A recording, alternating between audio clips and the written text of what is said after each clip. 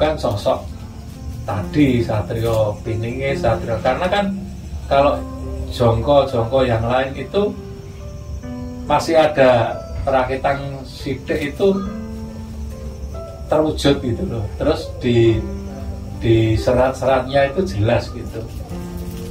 Itu kalau saya sih, saya masih bisa meyakini, masih bisa mempercayai soal ramalan ke depan ya, karena saya mengalami ramalan yang disampaikan secara tutur itu, dan itu terbukti, padahal itu sudah disampaikan sebelum itu kejadian.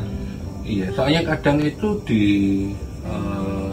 ketika kita ngomong bahasa sastra, sebuah ramalan atau sebuah wasiat yang dituliskan dalam bahasa sastra, seperti contoh kayak Tembang Dandang Gula yang judulnya sebenarnya sudah tidak ada yang tahu, itu yang semut ireng anak-anak sapi, kayu bung bengawan kebubung kayu bengawan kebubung kan nyabrang kali bengawan. Nah, itu secara AIUE-nya Dandang Gula itu sebenarnya nggak masuk, tapi karena itu sifatnya sebuah sastra yang dimasukkan, bahkan sampai sekarang pun banyak orang yang masih bingung untuk menginterpretasikan serat itu. Walaupun ada yang bilang serat itu sudah kejadian ketika era kemerdekaan dulu, atau itu bisa belum kejadian, tapi sebenarnya itu masuknya ke serat-serat ramalan, serat-serat nubuat istilahnya kalau di Jawa. Nah, untuk artinya apa sendiri banyak hal yang ewo-pekewo untuk mengartikan itu sendiri, karena kan ada gajah meto cinancang ing wit sidoguri, padahal wit sidoguri itu adalah rumput. Nah, siapa ini gajah yang ditancang pakai rumput? Artinya kan ya banyak hal yang khususnya Jawa ataupun di Indonesia itu kan sebenarnya banyak hal sebagai masyarakat kecil itu kadang-kadang susah untuk mengetahui rahasia pembesar-pembesar itu kan. Dan memang ada serat yang istilahnya cukup kondang itu, yang konon katanya itu karangannya Prabu Jayabaya itu kan istilahnya Jongko Jayabaya itu kan, Jongko Jayabaya kan istilahnya kan menceritakan zaman Kolo Bendu yang masa ilang mandangnya kali ilang kedunge, terus apa saya senuraitan ora keduman dan lain sebagainya. Terus yang zaman apa yang Kolo Subo atau apa itu kan diawali dengan sileme perahu gabus kumambange watu hitam, terus semut rang-rang anggrangsang lebih Merapi, terus tikus piti anoto baris dan lain sebagainya. Itu kan diklaim sebagai karangan dari Prabu Jayabaya, padahal itu sebenarnya awalnya itu kan dari kitab Asror atau Musarar, itu kan karangan Sunan Giri III atau Sunan Prapen III gitu kan. Jadi beliau yang mengarang itu, dan mungkin sama generasi penerusnya ditambah-tambahi gitu kan. Itu ya biasa lah, seperti itulah. Jadi kan nah di situ kan diceritakan bahwa Prabu Jayabaya itu kan terkenal sakti mandraguna, istilahnya wis ketitisan dewa gitu. Nah, terus kan datang dari Timur Tengah itu ulama namanya Ngali Samsudjen gitu kan. Dia membawa kitab gurunya namanya Musarar. Nah, terus singkat cerita itu adu hujah atau adu kesaktian gitu. Si Prabu Jayabaya kalah, terus berguru dia sama si Ali Samsudjen itu kan. Terus dia mengarang kitab Jongko Jayabaya itu kan. Ya, tapi memang kalau ini dilihat dari segi sastra ya bagus ini, sebenarnya ini sebuah aset lah. Cuma kalau dari segi kesejarahan ya nuwun sewu kan, kacau balau. Ya itu, apalagi kan zaman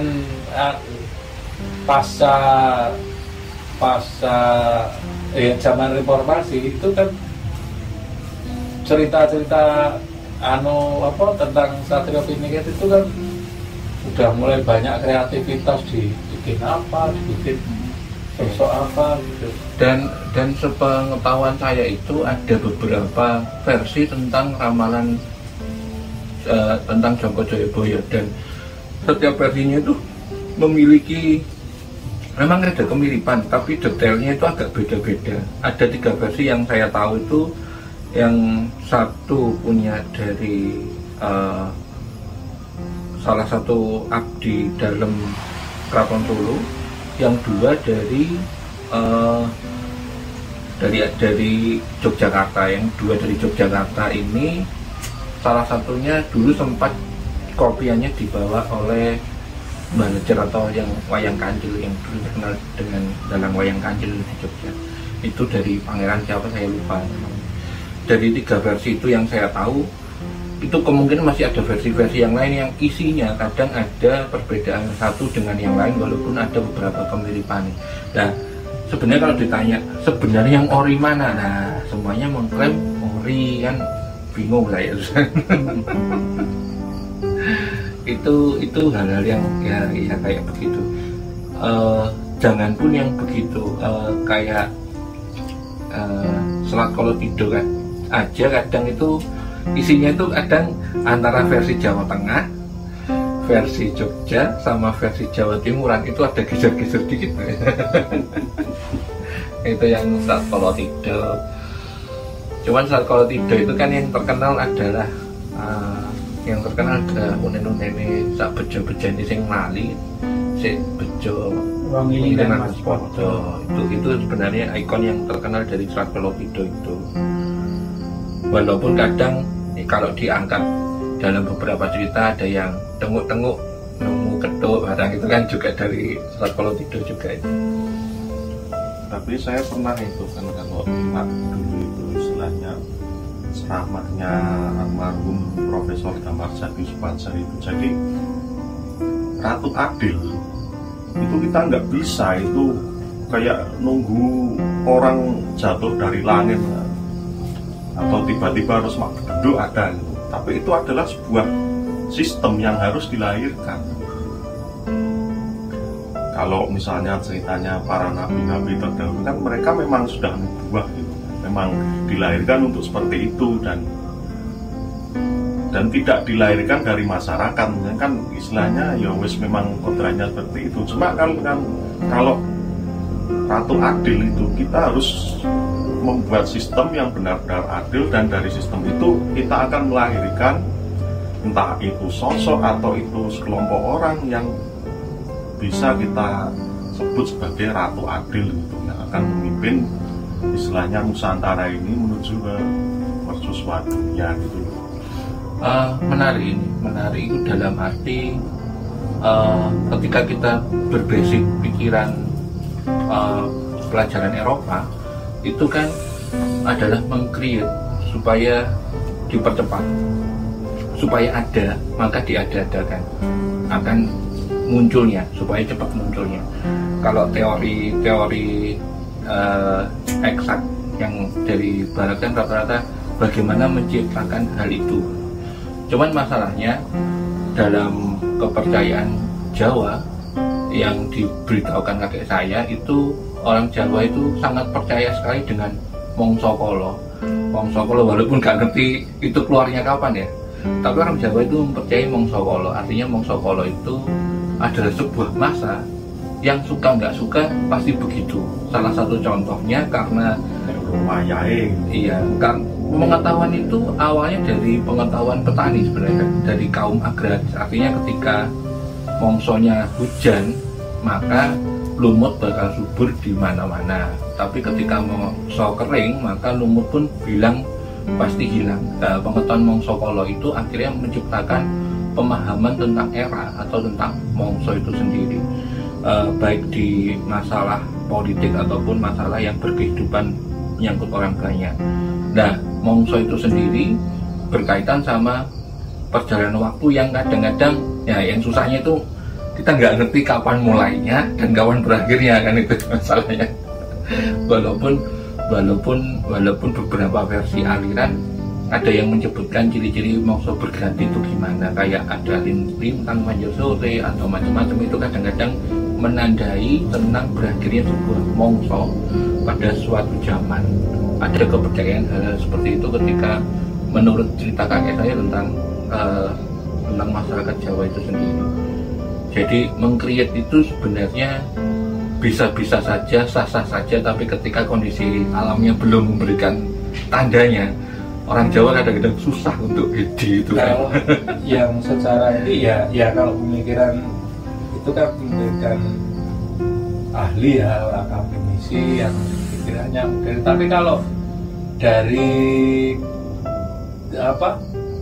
kebiasaan di ini kan hero nya itu orang Jawa itu kan dari sebetulnya juga diurut-urut nanti dia keturunan raja yang orang tuanya dibuang atau istri raja yang diasingkan atau apa, nah nanti dia bawa anaknya ini sebetulnya dia udah terbentuk, jadi bukan di create atau anaknya mbok rondo dadakan ya nanti ke turun ke kota, jadi nanti ke kota raja dia jadi pahlawan.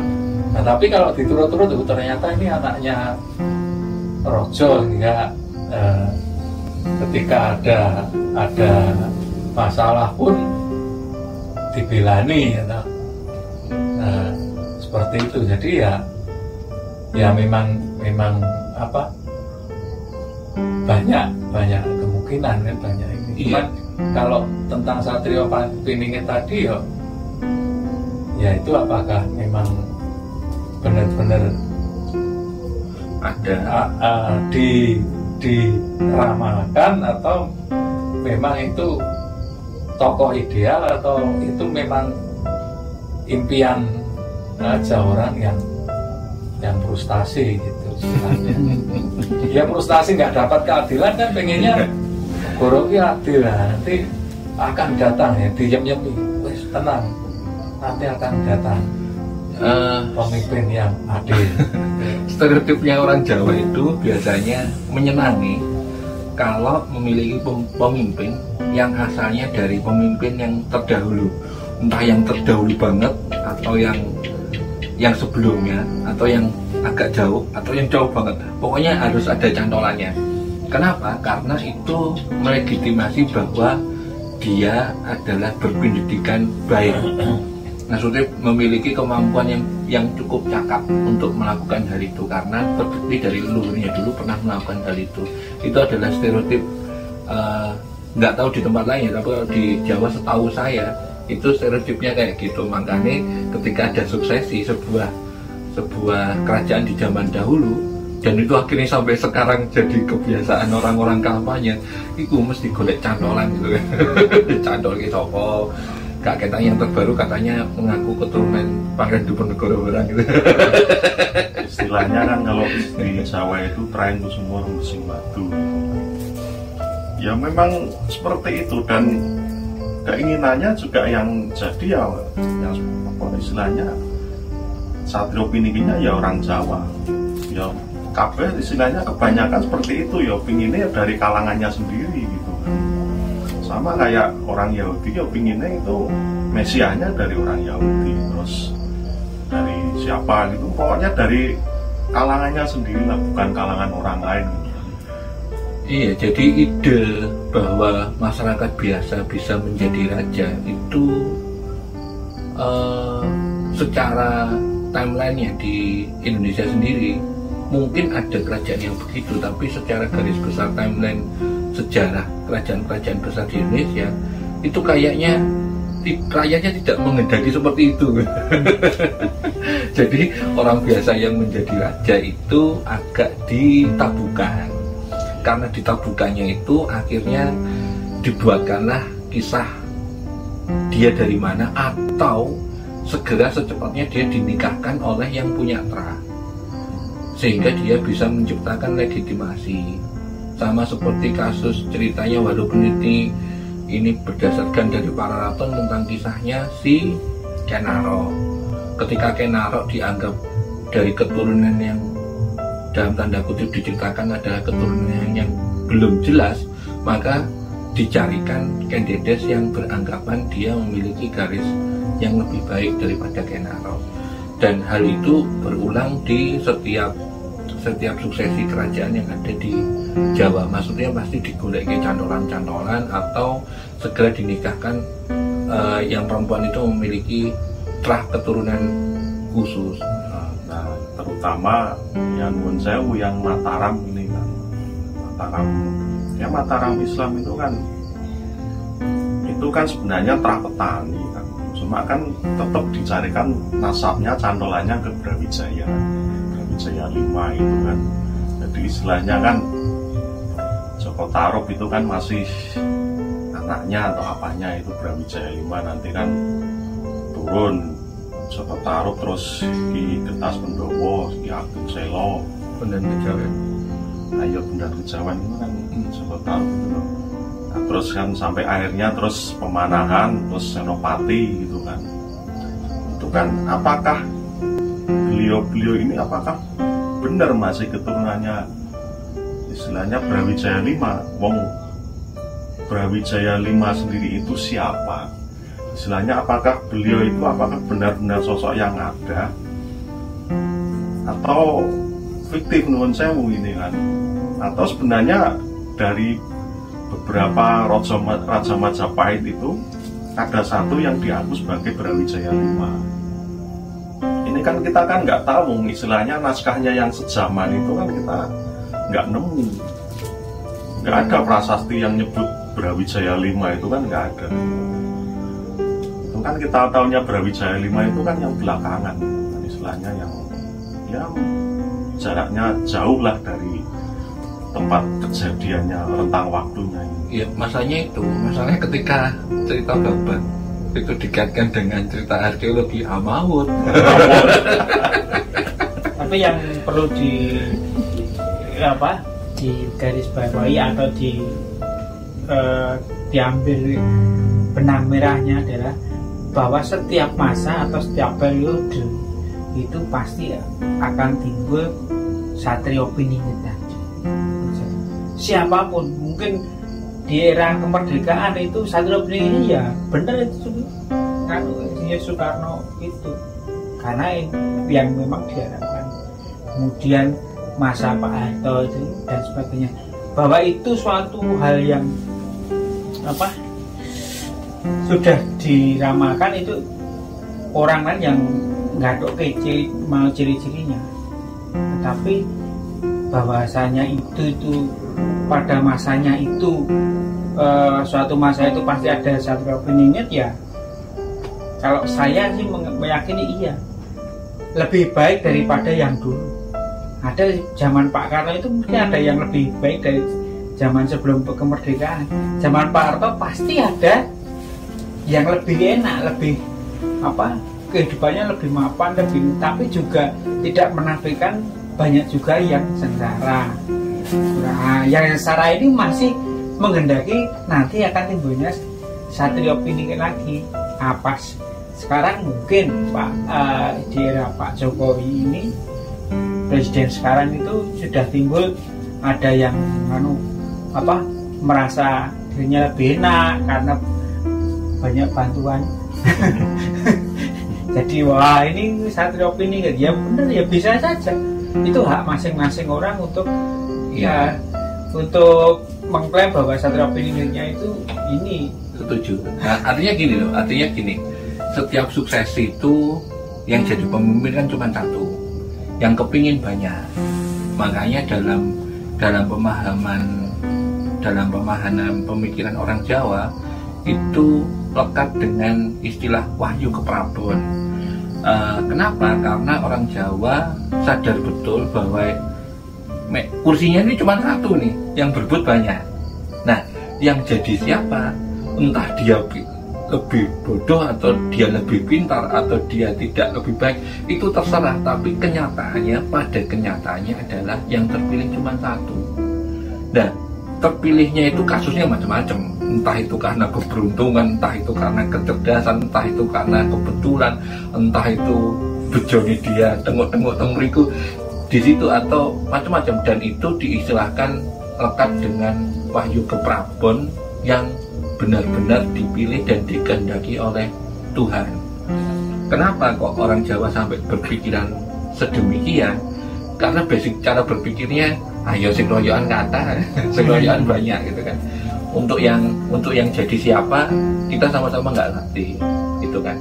Tapi ketika dia terpilih valid, pasti terpilih cuma satu, walaupun dia gak jelas mungkin ya, entah dia cuma sebentar atau dia bisa sampai lama, tapi kan cuma satu. Maka itu erat kaitannya dengan wahyu keprabon, walaupun beberapa hal ketika dia menjabatnya cuma sebentar, banyak orang Jawa yang bilang wahyu ini rakuat kan gitu, maksudnya rakuat gendong wahyu dan segala macamnya. Tapi kepercayaan wahyu keprabon itu beda dengan istilah wahyu dalam agama-agama dogmatis. Wahyu itu lebih ke arah sesuatu hal yang diberikan pada satu orang, entah itu bagaimana, maksudnya apa ya, manggon atau didapat oleh seseorang akhirnya menjadikan dia seperti itu. Baik, bagaimana Satrio Piningit Anda sudah muncul atau Anda masih menunggu Satrio Piningit muncul? Kita lanjutkan di episode berikutnya.